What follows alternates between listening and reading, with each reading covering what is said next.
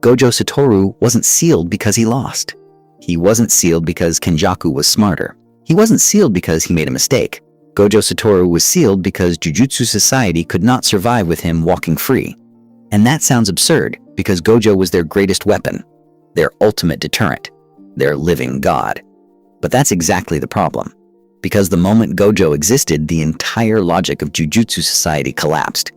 And today, I want to show you something uncomfortable. That sealing Gojo wasn't a tragedy for the system. It was a correction. But before we begin, make sure to hit the subscribe button and ring the bell to not miss any future uploads. Gojo Satoru ga封印された. Let's start with a simple truth the story never says out loud. Jujutsu Society is not designed to protect people. It's designed to maintain control, hierarchy, tradition, bloodlines, fear. Curses are just the excuse. And Gojo Satoru broke that excuse the moment he was born. From birth, Gojo was an anomaly, not talented, not promising, an anomaly. The six eyes and limitless hadn't appeared together in centuries. The balance of the world shifted just because he existed. Curses grew stronger in response. Enemies reorganized. The entire ecosystem reacted. But here's the part people miss. Jujutsu Society didn't celebrate this. They were terrified. Because Gojo didn't fit into their system of checks and balances. He didn't need approval. He didn't need consensus. He didn't need politics. If Gojo decided something was wrong, it simply stopped existing. That's not power. That's a philosophical threat. Power in Jujutsu Society is supposed to be distributed. Clans balance clans. Elders balance sorcerers. Rules slow everything down. Why? Because slowness protects corruption. But Gojo was fast. Too fast. He solved problems before committees could argue about them. He spared Yuji and Yuta not because the rules allowed it, but because the rules didn't matter to him. And that terrified the elders more than any curse ever could. Here's the key idea that unlocks everything. Gojo didn't just overpower the system. He made it obsolete. If Gojo exists, why do we need elders? If Gojo exists, why execute children out of fear? If Gojo exists, why preserve rotten traditions? The answer is, you don't. And institutions do not forgive that. But there was one thing Gojo lacked. A flaw so deep it shaped his entire fate. Gojo was alone, not emotionally lonely in a poetic way, structurally isolated. And Jujutsu Society made sure it stayed that way. The only person who ever truly balanced Gojo was Geto Suguru. Geto wasn't just a friend. He was Gojo's moral anchor. When Gojo awakened as the honored one, he stood on the edge of something terrifying. A god realizing gods don't need rules. And it was Geto who pulled him back. Geto who said, "Don't." Not because Gojo couldn't kill everyone, but because he still shouldn't. That moment matters more than any fight in the series. Because without Geto, Gojo's morality had no equal. And Jujutsu Society let that bond rot. After Riko's death, the system failed them both. Not accidentally, systemically. The star plasma vessel was protected poorly. Toji slipped through cracks created by arrogance and secrecy. And when everything fell apart, the elders learned something important. Gojo and Geto together were dangerous. Not as fighters, as thinkers, as reformers. Geto saw the truth first.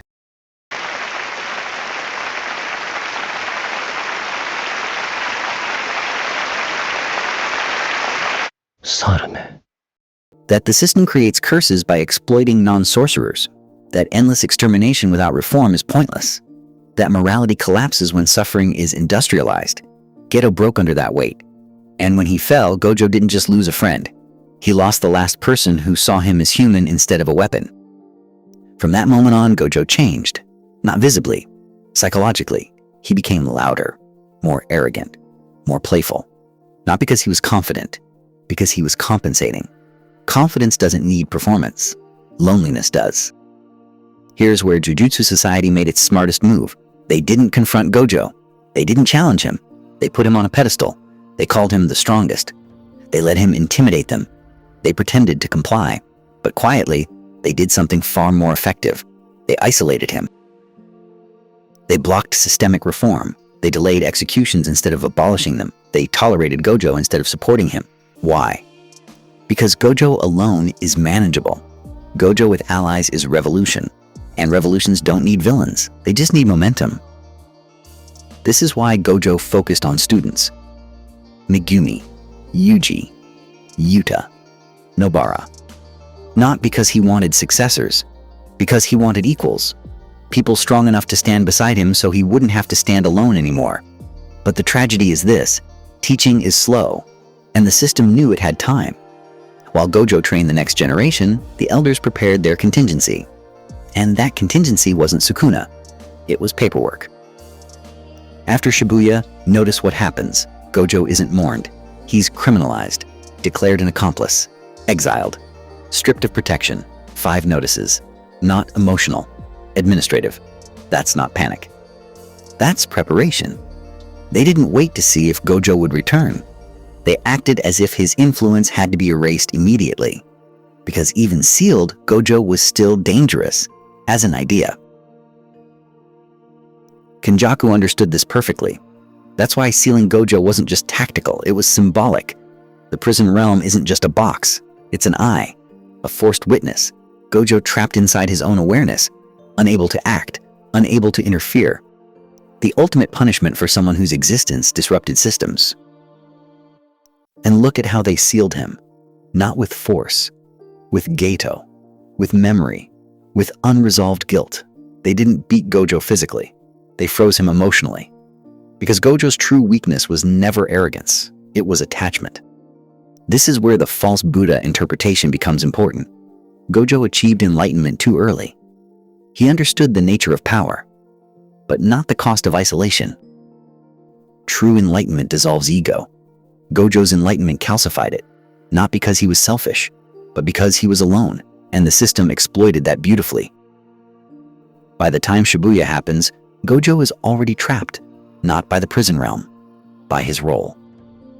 He is the strongest, so everyone else becomes secondary. He is the solution, so no one builds alternatives. He is the shield. So the system never has to change. That's why sealing him works, because Jujutsu Society had already learned how to function without reform. Here's the coldest truth of all. Gojo was never meant to win, not because he wasn't strong enough, but because winning would have forced the system to confront itself. And systems don't fight fair when survival is on the line. Even Gojo's death follows this pattern. He doesn't die surrounded by allies. He dies alone, satisfied, at peace, praising Sukuna, which sounds noble until you realize what it represents. Gojo didn't die dismantling the system. He died validating strength, the very value that trapped him. Meanwhile, the elders survive. The structure remains. Reformers are purged. And the world moves on, which tells you everything. Gojo Satoru wasn't sealed because he was too strong. He was sealed because he was the proof that the system was unnecessary. And when a system realizes that, it doesn't change, it eliminates the proof. This is why Gojo had to be sealed, not for balance, not for safety, but for continuity. Because as long as Gojo existed, Jujutsu Society was living on borrowed time, and they knew it. Gojo wasn't a tragedy of fate. He was a tragedy of structure. A god born into a world that could only survive by putting him in a box. And the cruelest part? He smiled the entire time. Because even gods can be convinced that loneliness is just the price of strength. And that might be the most cursed thing of all. But if we're being honest, none of this truly begins in Shibuya. It begins the moment Gojo lost Geto. Because everything Gojo becomes after that loss is a reaction. Geto wasn't just Gojo's closest friend. He was the last person who treated Gojo's power as secondary to his humanity. Before Geto left, Gojo was powerful, but he wasn't isolated by it. There was balance, there was friction. There was someone who could look at Gojo and say, "You're wrong," and be heard. But after Geto's departure, that voice vanished, and Gojo could never replace it. So he buried the loss under confidence. Jokes became armor, arrogance became insulation. The strongest became a mask he wore so no one would notice what was missing underneath. This is why Geto's loss mattered more than any defeat Gojo ever suffered. Toji wounded Gojo physically. Kenjaku trapped him strategically. Sukuna killed him, but Geto amputated something permanent. Gojo's morality didn't disappear after Geto left. It atrophied. Without Geto, Gojo no longer had a moral equal. Only students, enemies, and superiors who feared him. And fear is not a mirror. Fear never corrects you. This is why Gojo never overthrew Jujutsu Society even when he clearly could have. 上の連中を皆殺しにするのは簡単だ。でもそれじゃ組がすげ変わるだけで変革は起きない。そんなやり方じゃ誰もついてこないしね。Not because he lacked conviction, but because conviction without companionship curdles into isolation. Geto was the only one who shared the burden of seeing the world clearly and feeling responsible for it. Once he was gone, Gojo carried that weight alone and quietly convinced himself that was strength. This also explains the cruel precision of Shibuya. Kenjaku didn't just seal Gojo using a technique. He sealed him using memory. Geto's face, Geto's voice, Geto's body. The one thing Gojo never resolved was weaponized against him. And the moment Gojo hesitates isn't weakness. It's grief. Grief that never healed, only calcified. Even Gojo's obsession with raising the next generation traces back to Geto. He wasn't trying to create successors. He was trying to recreate a bond. Someone who could stand beside him and say, "We see the world the same way." But students can admire you. They can respect you. They can even love you. What they can't do is replace the one person who knew you before you became untouchable. In the end, Gojo didn't lose because he was alone. He was alone because he lost Geto. And everything after that, the arrogance, the detachment, the sealing, was just the long echo of that absence. Jujutsu Society didn't need to break Gojo. They only needed to wait. Because once Geto was gone, Gojo was already halfway sealed. So no, Gojo Satoru wasn't sealed because he was too strong. He was sealed because he lost the one person who anchored his strength to something human. Because a system built on fear doesn't need to defeat gods. It just needs to isolate them. Hey, quick thing before you go. I'm a huge Jujutsu Kaisen and anime fan, and this is actually my first video on the channel. I wanted to talk about characters not just as fighters or heroes, but as people shaped by systems, trauma, and impossible choices.